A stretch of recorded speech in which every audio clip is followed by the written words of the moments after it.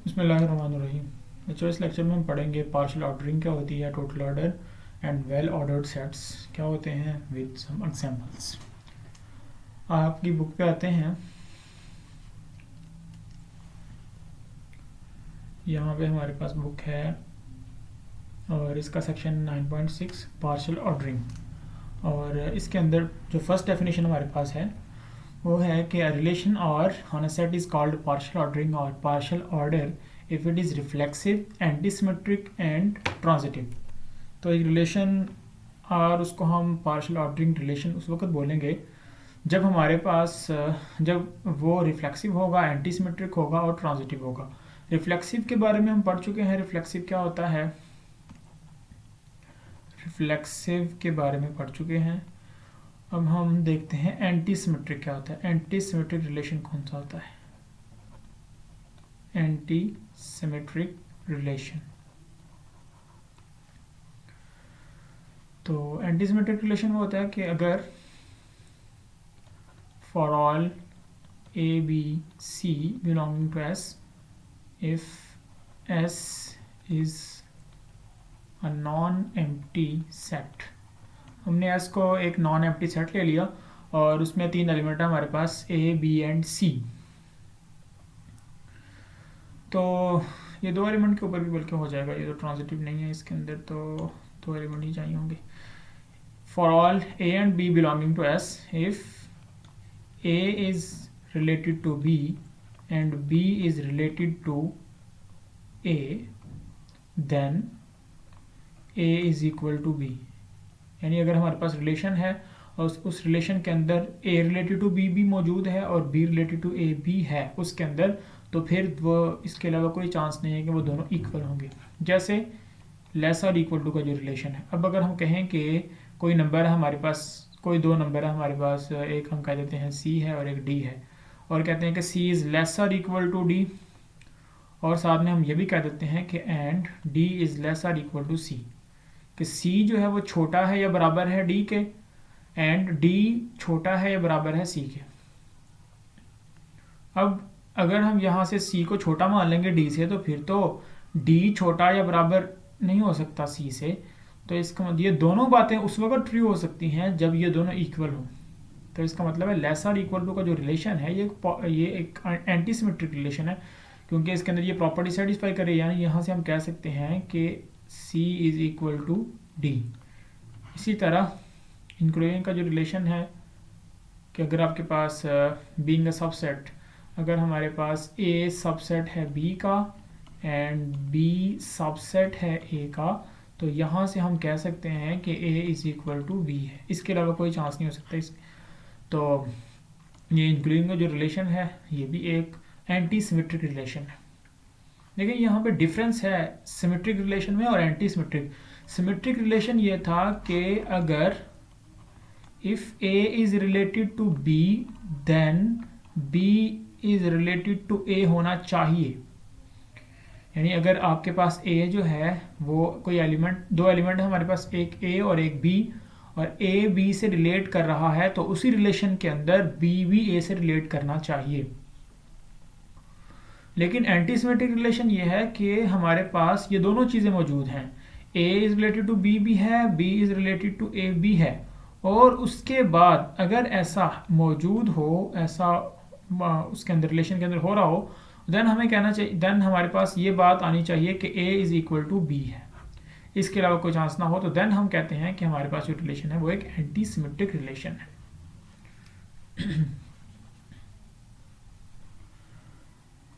अब यहाँ पे देखते हैं, फर्ज करें आपके पास एक रिलेशन है R1 और हम कहते हैं कि AB and BA CD and DC। तो देखें अब हमारे पास ये एक रिलेशन है। अब अगर इसके अंदर A कॉमा B मौजूद है, इसका मतलब है A रिलेटेड टू B हैं, तो इसके अंदर B कॉमा A भी मौजूद है, इसका मतलब है B रिलेटेड टू A भी है। अगर A रिलेटेड टू B है तो B रिलेटेड टू A भी है, दिस मीन्स, तो इसका मतलब है ये एक सिमेट्रिक रिलेशन है। लेकिन हम ये नहीं कह सकते कि A is equal to B है। यहाँ से हम इसके बारे में कुछ नहीं कह सकते कि A is equal to B है। लेकिन अगर हमारे पास a रिलेटेड टू b हो, b रिलेटेड टू a हो और वहाँ से हम ये बात कह सकें कि a is equal to b है, तो वो हमारे पास जो रिलेशन होगा वो एक एंटी सिमेट्रिक रिलेशन होगा। इस बात को आप लोगों ने समझना है, ये डिफरेंस है इन दोनों के दरमियान।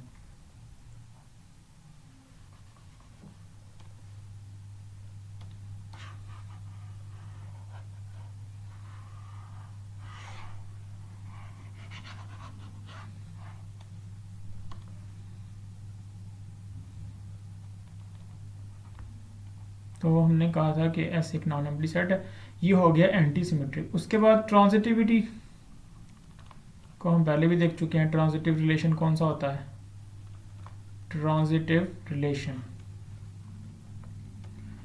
फॉर ऑल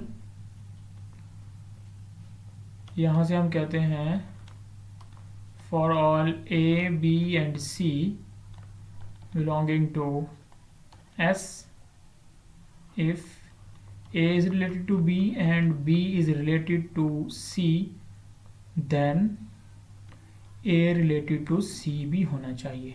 यानी अगर हमारे पास A, B मौजूद है, A, B और B, C R में मौजूद हैं, तो then A, C भी R के अंदर मौजूद होना चाहिए।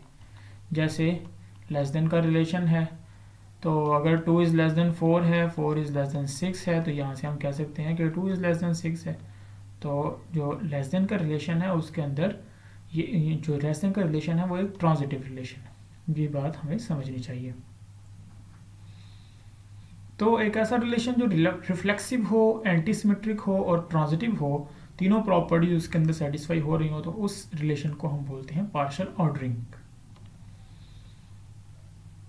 Set S together with a partial ordering R is called a partially ordered set। अगर हमारे पास कोई सेट S है और उसके ऊपर जो रिलेशन हमने डिफाइन किया है वो एक पार्शियल ऑर्डरिंग है, यानी वो रिफ्लेक्सिव भी है, एंटी सिमेट्रिक भी है और ट्रांजिटिव भी है, तो फिर S with the relation with the partial ordering relation हम इसको बोलेंगे एक पार्शियली ऑर्डर्ड सेट।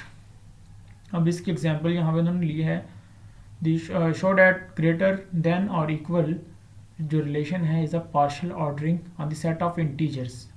हमारे पास सेट ऑफ इंटीजर्स के ऊपर ये एक पार्शियल ऑर्डरिंग रिलेशन है। अब इसको देखते हैं। देखें आपके पास सेट ऑफ इंटीजर्स है और सेट ऑफ इंटीजर्स में तो आपको पता है 0 होगा, plus minus 1 plus minus 2 plus minus 3 and so on. ये आपके पास सेट ऑफ इंटीजर्स है। तो सेट ऑफ इंटीजर्स के ऊपर हमने ये प्रूव करना है कि जो ग्रेटर और इक्वल टू का जो रिलेशन है ये एक पार्शियल ऑर्डरिंग है सेट ऑफ इंटीजर्स के ऊपर। तो हमने 3 प्रॉपर्टीज वहाँ पे इसको प्रॉपर वे में प्रूव करके दिखाया हुआ। मैं आपको सिर्फ जस्ट इसको थोड़ा एक्सप्लेन कर देता हूँ। रिफ्लेक्सिव, हमारा रिलेशन जो होना चाहिए वो रिफ्लेक्सिव होना चाहिए।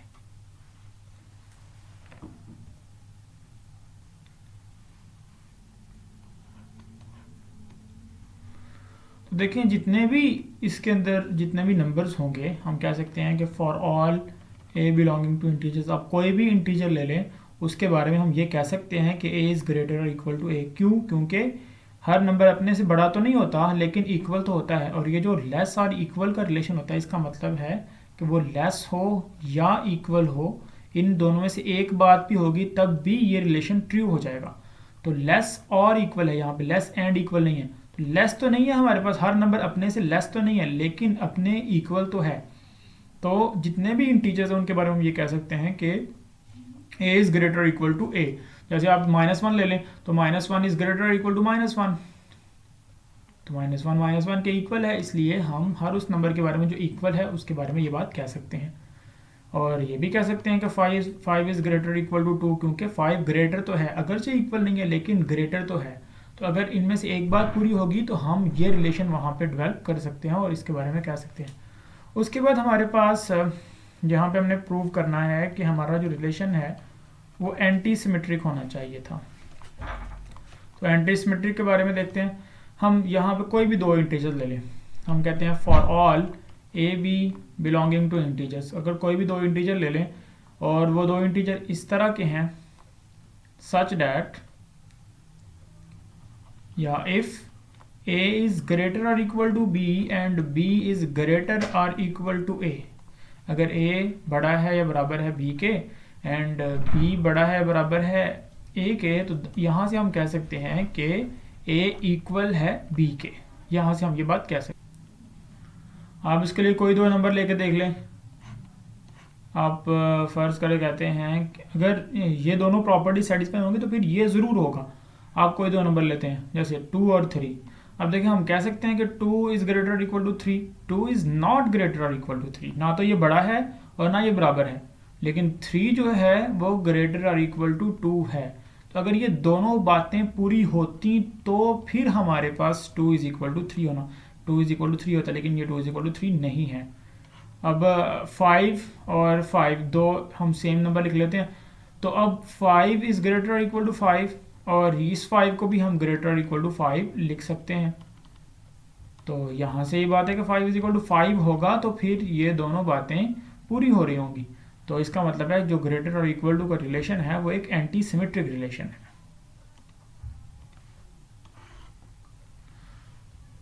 नेक्स्ट हमारे पास है, हमने जो प्रूव करना है यहाँ पे वो है transitive relation. Transitive relation, transitivity हमारे पास मौजूद होनी चाहिए, ये ट्रांजिटिव होना चाहिए। तो हम कहते हैं for all A B C belonging to integers. अब कोई भी 3 इंटीजर ले लें, अगर a बड़ा है या बराबर है b के एंड b बड़ा है बराबर है c के, तो वहाँ से हम ये बात ज़रूर कह सकेंगे कि a is greater equal to c। आप इसके एग्जाम्पल ले लें, हमने 3 नंबर ले लिए, एक ले लिया 7, एक ले लिया 4, एक ले लिया 2। तो अब देखें 7 is greater equal to 4 and 4 is greater equal to 2, दोनों कंडीशन सेटिस्फाई कर रही हैं। तो यहाँ से हम ये बात कह सकते हैं कि 7 इज़ ग्रेटर इक्वल टू 2, ये ट्रू है। और कोई भी 3 इंटीजर ले लें जिसके अंदर ये दो प्रॉपर्टीज अगर सेटिस्फाई होंगी तो ये थर्ड प्रॉपर्टी भी ज़रूर सेटिस्फाई होगी। तो इसका मतलब ये है कि ये ट्रांजिटिव रिलेशन भी है। तो ग्रेटर देन और इक्वल का जो रिलेशन है वो रिफ्लेक्सिव भी है, एंटीसिमेट्रिक भी है और ट्रांजिटिव भी है। इसका मतलब है ये एक पार्शियल ऑर्डरिंग है on the set of integers. इसी तरह यहाँ पे एग्जाम्पल है, example number 2, the divisibility relation is a partial ordering on the set of positive integers। set of positive integers ले लें, यानी set of positive integers का मतलब set of natural numbers भी है। अगर हम set of positive integers ले लेते हैं, set of positive integers, set of positive integers के अंदर क्या आएंगे 1 2 3 4, ये सारे नंबर इसके अंदर शामिल होंगे। अब हम कहते हैं कि आप यहाँ इसके ऊपर जो डिविजिबिलिटी का रिलेशन है, डिवाइड्स का जो रिलेशन है, देखिए डिविजिबिलिटी को पहले समझ लें कि डिविजिबिलिटी का यहाँ मतलब क्या है। डिविजिबिलिटी का यहाँ मतलब है इवनली डिविजिबल। जैसे 2, अगर जब हम डिविजिबिलिटी की बात करते हैं तो हम किसी नंबर को दूसरे नंबर पर डिविजिबल उस वक्त कहते हैं जब उनका रिमाइंडर 0 आ जाए, डिवाइड करने के बाद उनका रिमाइंडर 0 आ जाए। जैसे हम कह सकते हैं कि 2 डिवाइड्स 4। तो इसी बात को अगर हम सिंबल की फॉर्म में लिखना चाहें तो हम इसको ऐसे लिखेंगे 2 डिवाइड्स 4। ये सिंबल है डिवाइड्स के लिए, 2 डिवाइड्स 4। क्या मतलब है कि अगर आप 4 को 2 पे डिवाइड करें तो 2 2s are 4 और जो रिमाइंडर बचता है वो 0 बचता है। तो अगर कोई नंबर डिवाइड होने के बाद रिमाइंडर 0 छोड़े तो उस वक्त हम कहते हैं कि ये नंबर पूरा डिवाइड, जब पूरा डिवाइड होगा तब हम डिवाइड का लफ्ज बोलेंगे, डिवाइड्स का। जैसे 3 divide 6 but 3 does not divide 7। क्यों? क्योंकि 7 को अगर हम रख के 3 पे डिवाइड करेंगे 3 2s are 6 और हमारे पास रिमाइंडर क्या बच गया, 1 बच गया। तो चूंकि रिमाइंडर 0 नहीं है, इसका मतलब ये है कि जो 6 है वो 3 पे इवनली डिविजिबल नहीं है, यानी डिविजिबल ही नहीं है। तो यहाँ पे डिविजिबिलिटी का मतलब है कि रिमाइंडर 0 आए। अब यहाँ पे हमने प्रूव करना है, जो रिलेशन प्रूव करने हैं कि इसको पार्शियल ऑर्डरिंग रिलेशन प्रूव करने के लिए रिफ्लेक्सिव होना चाहिए, एंटी सिमेट्रिक होना चाहिए और ट्रांजिटिव होना चाहिए। अगर ये तीनों बातें होंगी तो तब हम कहेंगे कि डिविजिबिलिटी रिलेशन जो है ये एक पार्शियल ऑर्डरिंग है। अब रिफ्लेक्सिव, आप कोई भी पॉजिटिव इंटीजर ले लें, कोई भी पॉजिटिव इंटीजर ले लें आप लोग, तो हम लिखेंगे कि for all A belonging to set of positive integers A divides A. हर नंबर अपने आप को तो डिवाइड करता ही करता है। जब हम जीरो की बात ना करें तो इसके अलावा हम तो बात कर रहे हैं पॉजिटिव इंटीजर्स की, तो पॉजिटिव इंटीजर्स में से कोई भी नंबर लेंगे आप तो वो अपने को तो ज़रूर डिवाइड करेगा। आप 2 ले लें तो 2 डिवाइड्स 2, क्योंकि 2 को रख के 2 पे डिवाइड करेंगे तो 2 1 2, तो 0 बच जाएगा आपके पास। तो हर नंबर अपने आप को ज़रूर डिवाइड करता है। 3 डिवाइड्स 3, 4 डिवाइड्स 4, हम ये बात कह सकते हैं। तो इसका मतलब ये है कि चूंकि हर नंबर, हर पॉजिटिव इंटीजर अपने आप को ज़रूर डिवाइड करता है, तो जो डिविजिबिलिटी रिलेशन है ये एक रिफ्लेक्सिव रिलेशन है। उसके बाद हम एंटी सिमेट्री की बात करते हैं। एंटी सिमेट्रिक रिलेशन होना चाहिए। अगर हमारे पास दो ऐसे नंबर हैं, अगर हमारे पास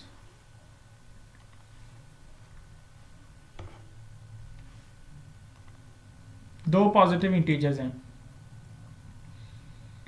एक इंटीजर b है, एक पॉजिटिव इंटीजर, एक a है और एक b है।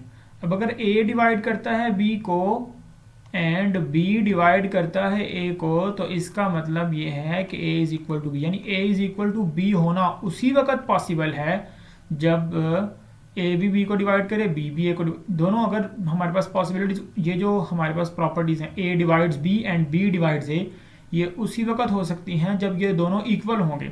आप इक्वल नंबर ले लें दो, तो उस वक्त सिर्फ पॉसिबल है कि ए बी को डिवाइड करे, बी ए को डिवाइड करे, अदरवाइज ये पॉसिबल ही नहीं है। यानी इक्वल नंबर्स के लिए ही ये पॉसिबल है, अदरवाइज ये पॉसिबल नहीं है। आप ले लेते हैं 5 और 5, ये दोनों इक्वल नंबर हैं, तो 5 डिवाइड्स 5, और इस तरफ से हम भी लिख सकते हैं कि 5 डिवाइड्स 5।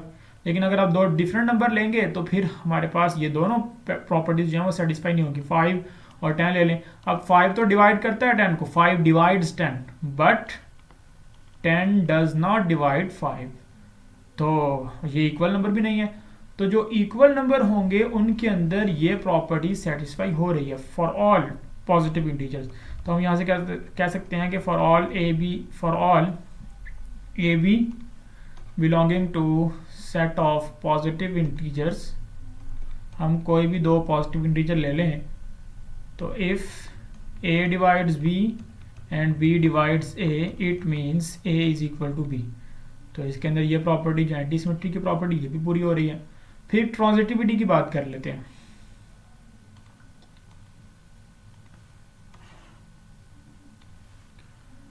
अगर हमारे पास दो नंबर्स हैं a और b, दो नंबर्स a, बल्कि हम 3 नंबर लेंगे ट्रांजिटिविटी के अंदर, for all a b c belonging to set of positive integer, हमने 3 नंबर ले लिए a b और c, और वैसे 3 नंबर हैं कि a डिवाइड करता है b को एंड b डिवाइड करता है c को, और यहाँ से हमें रिजल्ट ये मिलता है कि a डिवाइड करता है c को, देन हम उसे कहेंगे कि ये ट्रांजिटिव रिलेशन है। तो देखें, आप कोई भी 3 नंबर ले लें जो इस प्रॉपर्टी को सेटिस्फाई कर रहे हो, तो वहाँ से आप ये बात भी ज़रूर कह सकेंगे, जैसे 4, 12 एंड 36, 4, 12 एंड 36। अब देखें 4 डिवाइड्स 12, ये बात बिल्कुल ठीक है कि 4 12 को डिवाइड करता है, क्योंकि 12 को हम रख के अगर 4 पे डिवाइड करेंगे तो रिमाइंडर 0 बचेगा। और 12 डिवाइड्स 36, ये बात भी ठीक है कि 12 जो है वो 36 को डिवाइड करता है, 36 को रख के 12 पे डिवाइड करेंगे, 12 3s आर 36, रिमाइंडर फिर 0, ये बात ठीक है, ये दोनों कंडीशंस पूरी हो रही हैं। देन हम यहाँ से ये क्या हम कह सकते हैं कि 4 divides 36, yes we can say that 4 divides 36, क्योंकि 36 को रख के अगर आप 4 पे डिवाइड करेंगे तो आपके पास फिर भी रिमाइंडर 0 ही आएगा। हम क्योंकि यहाँ पे कह सकते हैं for all A B C belonging to set of positive integers, if a divides b and b divides c, then we can say that a divides c। तो ये property set of positive integers के अंदर ज़रूर पूरी होगी। तो चूंकि reflexive भी है, डिविजिबिलिटी का रिलेशन एंटीसिमेट्रिक भी है, ट्रांजिटिव भी है in the set of positive integers, तो हम कहेंगे कि डिविजिबिलिटी का जो रिलेशन है वो एक पार्शियल ऑर्डरिंग है। तो ये आपका एग्जाम्पल नंबर 2 थी। एग्जाम्पल नंबर 3 के अंदर इंक्लूडिंग का रिलेशन है, यानी सबसेट होना। अगर सबसेट होने की बात करें तो हर सेट जो है वो अपना सबसेट ज़रूर होता है। तो हम कहेंगे कि जितने भी हमारे पास सेट हैं, हर सेट ए अपना ज़रूर सबसेट है। अब अगर हमारे पास ए सबसेट है बी का और बी सबसेट है ए का, तो यहाँ से ये बात ज़रूर निकलेगी कि ए इज इक्वल टू बी। और अगर ए सबसेट है बी का और बी सबसेट है सी का, तो यहाँ से हम ज़रूर ये कह सकते हैं कि ए सबसेट है सी का। तो तीनों प्रॉपर्टीज़ यहाँ भी सेटिस्फाई हो रही हैं। तो इसका मतलब है कि हम कह सकते हैं कि जो इंक्लूजन का रिलेशन है ये भी एक पार्शियल ऑर्डरिंग है। ये बात हम कह सकते हैं। इसके कुछ एग्जांपल्स हैं, आप लोग इसको भी आगे रीड करें। अब देखें, लेट एग्जाम्पल नंबर 4 है, let R be a relation of the set of people such that x is related to y if x and y are people and x is older than y, x is older than y। तो इनके दरमियान relation उस वक्त होगा जब x बड़ा होगा y से, उस वक्त इनके दरमियान रिलेशन होगा। तो हमने प्रूव करना है कि ये पार्शियल ऑर्डरिंग नहीं है। अब देखें ज़रा ध्यान से इसको समझें आप लोग। हम यहाँ पे ये कहते हैं कि आपके पास x रिलेटेड टू y उस वक्त होगा if age of x is greater than होगी एज ऑफ y से। एज ऑफ x जो है वो एज ऑफ y से अगर ज़्यादा होगी तो हम कहेंगे कि इनके दरमियान रिलेशन मौजूद है। अब देखिए, हम जब पहले ही रिलेशन की बात करते हैं, रिफ्लेक्सिविटी की बात करते हैं, तो अब देखें क्या यहाँ पे ये क्वेश्चन है आपके लिए कि is x related to x, क्या एक आदमी जो है उसकी एज उसी से ज़्यादा हो सकती है? यानी x रिलेटेड टू x उस वक्त होगा जब इसकी हम कहें age of x is greater than हो एज ऑफ x से। तो क्या ऐसा होगा कि हमारे पास एक ही आदमी है, उसी की एज उसी से ज़्यादा है? ऐसा नहीं हो सकता। इसका मतलब है x is not related to x। तो ये जो रिलेशन है ये रिफ्लेक्सिव रिलेशन नहीं है। लेकिन एंटी सिमेट्री की बात करें, एंटी सिमेट्रिक प्रॉपर्टी की बात अगर करें तो हम कहें कि अगर हमारे पास दो आदमी हैं, एक x है और एक y है, if x is related to y, तो इसका क्या मतलब है कि age of x is greater than age of y। If x is related to y है तो हम यहां से कह सकते हैं कि x is related to y का मतलब age of x is greater than age of y। तो अगर x की एज ज़्यादा है y से, तो then we can not say that कि y is related to x। हम ये नहीं कह सकते। क्यों? क्योंकि अगर age of x age of y से ज़्यादा है तो फिर y की एज x से ज़्यादा नहीं हो सकती। ये पॉसिबल नहीं है। दो आदमी हैं, एक का नाम A है, एक का नाम B है। अगर A की एज ज़्यादा है B से तो फिर ये नहीं हो सकता कि B की एज A से ज़्यादा हो। इसके अंदर ये सेकंड प्रॉपर्टी ही सेटिस्फाई नहीं है। तो अगर इसके अंदर हमारी इनिशियल हाइपोथेसिस जो हमारा है वो ही सेटिस्फाई नहीं होगा तो रिजल्ट पे कोई फ़र्क नहीं पड़ेगा। तो और हम कहेंगे कि वो प्रॉपर्टी ट्रू है क्योंकि हमारी जो फर्स्ट इनिशियल कंडीशंस हैं, हमारा हाइपोथेसिस है वो ट्रू होता और उसके बाद कंक्लूजन जो है वो गलत निकलता, तब हम कहते हैं कि एंटी सिमेट्रिक जो प्रॉपर्टी है वो सेटिस्फाई नहीं होती। हमारा हाइपोथेसिस ही यहाँ पे कंप्लीट नहीं है और वही ट्रू नहीं, हमारा हाइपोथेसिस ही ट्रू नहीं है। तो हम ये कहेंगे कि जो एंटी सिमेट्रिक की प्रॉपर्टी है वो ट्रू है। अब इसको आप थोड़ा सा और मज़ीद समझ लें। मैंने इसके लिए आपको एक एग्जांपल दी थी कि एक पुल है, उसके ऊपर यहाँ पे वार्डन वाले चेकिंग कर रहे हैं गाड़ियों की। तो अगर यहाँ से गाड़ियाँ गुजर रही हैं तो एक कार गुजरी, तो कार गुजरने लगी तो वार्डन वालों ने उसको रोक लिया। लेकिन फिर एक ट्रक वाला गुजरा तो उसको नहीं रोका। क्यों नहीं रोका? इसलिए कि उसके पास वो ट्रक वाला था, उसके पास ट्रक ही नहीं था। अब अगर उसके पास ट्रक होता तो हम उसको रोकते और उसको चेक करते और हम उसको पूछते, लेकिन उसके पास ट्रक ही नहीं है। इसी तरह हमारे पास ये जो इनिशियल जिसके लिए हमने चेक करना था, हमारे पास इनिशियल कंडीशंस ही पूरी नहीं है। अगर इनिशियल कंडीशंस पूरी होती, हमारा हाइपोथेसिस पूरा होता, यहाँ पे हाइपोथेसिस ट्रक का होना था, उसके बाद अगर उसके पास ट्रक होता तो उसके बाद उसके पास लाइसेंस होना चाहिए था। तो यहाँ पे ये समझ लें कि ये प्रॉपर्टीज एज अ ट्रक हैं, तो हमारे पास उसके अगर ये प्रॉपर्टी सेटिस्फाई होती तो उसके बाद इसका लाइसेंस यानी इसका कंक्लूजन हमारे पास होना चाहिए था। लेकिन ये प्रॉपर्टी सेटिस्फाई नहीं, इसका मतलब है हम उसको जाने देंगे और वहाँ पे एंटी सिमेट्रिक रिलेशन जो है वो सेटिस्फाई कर रहा होगा। जब हम बनाते हैं ट्रुथ टेबल्स बनाते हैं डिस्क्रीट मैथ के अंदर तो आप लोगों ने वहाँ पे देखा होगा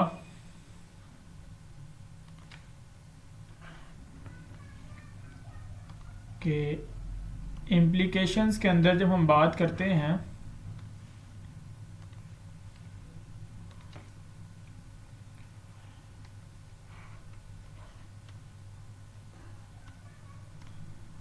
यहाँ पे बनाते हैं हम ट्रुथ टेबल, यहाँ पे P, यहाँ पे Q, यहाँ पे P implies Q।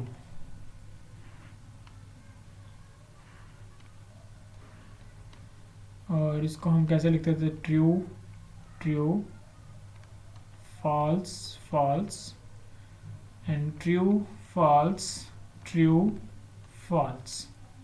और जब यहाँ पे आप कंप्लीट करेंगे तो true implies true, true implies false, ये फॉल्स आएगा और ये भी ट्रू आएगा और ये भी ट्रू आएगा।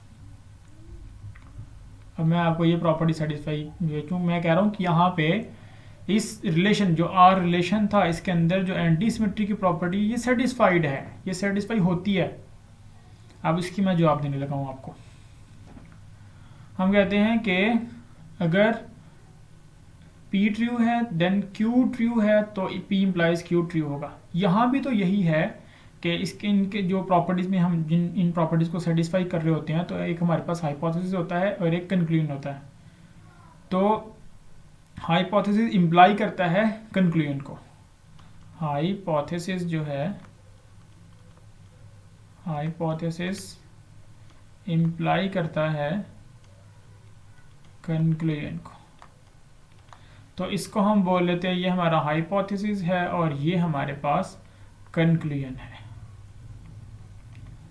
तो अगर हमारा हाइपोथेसिस ट्रू होगा तो कंक्लूजन ट्रू होना चाहिए, देन जरूर कंक्लूजन ट्रू होना चाहिए, तो then P implies Q true होगा। अगर हमारा हाइपोथेसिस ट्रू है, हाइपोथेसिस ट्रू है यानी ये दोनों कंडीशन सेटिस्फाई हो रही हैं, देन कंक्लूजन फॉल्स आ गया तो हमारे पास P इम्प्लाई Q का जो रिजल्ट होगा वो फॉल्स आएगा। तो उस वक्त सिर्फ हमारी जो प्रॉपर्टी होगी वो सेटिस्फाई नहीं करेगी।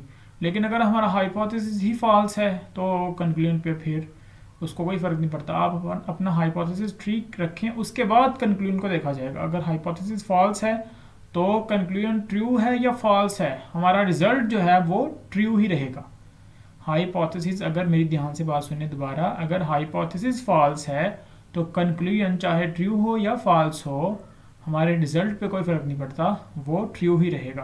तो यहाँ पे हमारा हाइपोथेसिस ही फॉल्स था तो कंक्लूजन यहाँ पे ट्रू हो या फॉल्स हो उससे कोई फर्क नहीं पड़ता, हमारा जो रिजल्ट है एंटी सिमेट्रिक प्रॉपर्टी का सेटिस्फाई होना वो ट्रू है और एंटी सिमेट्रिक प्रॉपर्टी जो है वो यहाँ पे सेटिस्फाई होती है। और ये जो टेबल है इसको समझने के लिए मैं आपको एक और एग्जांपल देता हूँ। फर्ज करें हमारे पास यहाँ पे एक एग्जांपल है कि हम कहते हैं P हमारी क्रिकेट टीम का जो कैप्टन है, हम उसकी बात कर लेते हैं। फर्ज करें कोई भी नाम रख लेते हैं हम कैप्टन का। फर्ज करें एक कैप्टन है और एक आदमी है और उसका नाम है राशिद। हमारे पास एक टीम है, क्रिकेट टीम है और क्रिकेट टीम के अंदर एक आदमी है राशिद। अब राशिद कहता है कि राशिद की एक स्टेटमेंट है कि अगर मैं कैप्टन बना तो टीम जीत जाएगी। अगर मैं कैप्टन बना ये P है और टीम जीत जाएगी ये Q है। अब ध्यान से बात सुनिए, राशिद ने कहा कि अगर मैं कैप्टन बना तो टीम जीत जाएगी। अब देखिए राशिद कैप्टन बना और टीम जीत गई तो राशिद की बात ठीक है। यहाँ पे राशिद की स्टेटमेंट का आपने बताना है रिजल्ट के क्या नतीजा क्या निकला। अब राशिद अगर पी ट्रू है इसका मतलब है राशिद कैप्टन बन गया, और क्यू ट्रू है इसका मतलब है जो टीम है वो जीत गई। और अगर पी फॉल्स आ गया इसका मतलब है राशिद कैप्टन नहीं बना, और क्यू फॉल्स का मतलब है टीम नहीं जीती। अब देखें पी ट्रू है क्यू भी ट्रू है, राशिद कैप्टन बना और टीम जीत गई, तो इसका मतलब है राशिद की बात ठीक थी। अब राशिद कैप्टन बना, पी ट्रू है, लेकिन टीम हार गई, तो इसका मतलब है कि राशिद की बात गलत थी। ये यहाँ पे हम उसका रिजल्ट बता रहे हैं बाद में। तो राशिद की बात गलत थी और यहाँ पे हमने फॉल्स लिख दिया। अब राशिद कैप्टन ही नहीं बना तो टीम जीत गई, तो राशिद की बात तो ठीक है, राशिद को तो कोई नहीं झुठला सकता। क्यों? क्योंकि राशिद कहेगा कि अगर मैं कैप्टन बनता तो भी जीत जाती, अगर मैं कैप्टन नहीं बना जीत गई है तो मेरी बात गलत नहीं है, मैंने गलत नहीं कहा था, अगर मैं बनता फिर भी जीत जाती। तो राशिद की अगर वो कैप्टन नहीं बना और टीम जीत गई है तो फिर भी राशिद की बात गलत नहीं है, राशिद की बात ठीक है, हम उसको ट्रू कहेंगे। और अगर राशिद कैप्टन नहीं बना और टीम हार गई तो राशिद की बात तो ठीक है, राशिद ने कहा था कि अगर मैं कैप्टन बनूंगा तो टीम हारेगी, तो टीम जीतेगी। तो अगर वो कैप्टन नहीं बना और टीम हार गई तो उसकी बात तो बिल्कुल ठीक है, तो इधर भी ट्रू आ गया। तो यही है कि हमारे पास जो हाइपोथेसिस है, यानी राशिद कैप्टन नहीं बना तो अगर टीम जीते या ना जीते, जो उसकी बात है, उसकी स्टेटमेंट है पूरी, वो ट्रू है। तो एंटी सिमेट्रिक रिलेशन यहाँ पे ट्रू है। और इसके बाद हमारे पास था ट्रांजिटिव रिलेशन, कि अगर हमारे पास तीन आदमी है, एक एक्स है, एक वाई है और एक जी है। अब अगर age of x age of y से ज़्यादा है, यानी एक्स रिलेटेड टू वाई है और वाई रिलेटेड टू जी है, यानी वाई की एज जी से ज़्यादा है। अगर एक्स की एज वाई से ज़्यादा है और वाई की जी से ज़्यादा है तो हम कह सकते हैं, यहाँ से हम ये बात कह सकते हैं कि एक्स इज रिलेटेड टू जी, कि एक्स की एज वाई से जी से भी ज़्यादा है। फ़र्ज़ करें एक्स की एज 20 है, वाई की एज 30 है, और y की एज 30 है, और बल्कि उलट लिख दिया मैंने, x की एज 30 है और y की एज 20 है, और y की एज 20 है और z की एज 10 है। ये x की एज है, ये y की एज है, ये y की एज है, ये z की एज है। अब देखें x की एज ज़्यादा है y की एज से, इसका मतलब है x रिलेटेड टू y है, और y की एज ज़्यादा है z से, इसका मतलब है y रिलेटेड टू z है। यहाँ से हम ये बात कह सकते हैं कि x is related to z, क्योंकि x की एज 30 है और z की एज 10 है, और 30 इज ग्रेटर देन 10, हमारी प्रॉपर्टी सेटिस्फाई हो रही है। तो इसका मतलब है ये जो रिलेशन था हमारे पास, आर रिलेशन जो था, ये ट्रांजिटिव रिलेशन भी है। लेकिन जो मैंने एंटी सिमेट्रिक की आपको बात समझाई है उसको आपने अच्छी तरह से समझना है। यहाँ पे इन एग्जाम्पल्स को आप अच्छी तरह रीड करें डेफिनेशन 2 से, फिर हम कंटिन्यू करेंगे। अल्लाह हाफिज़।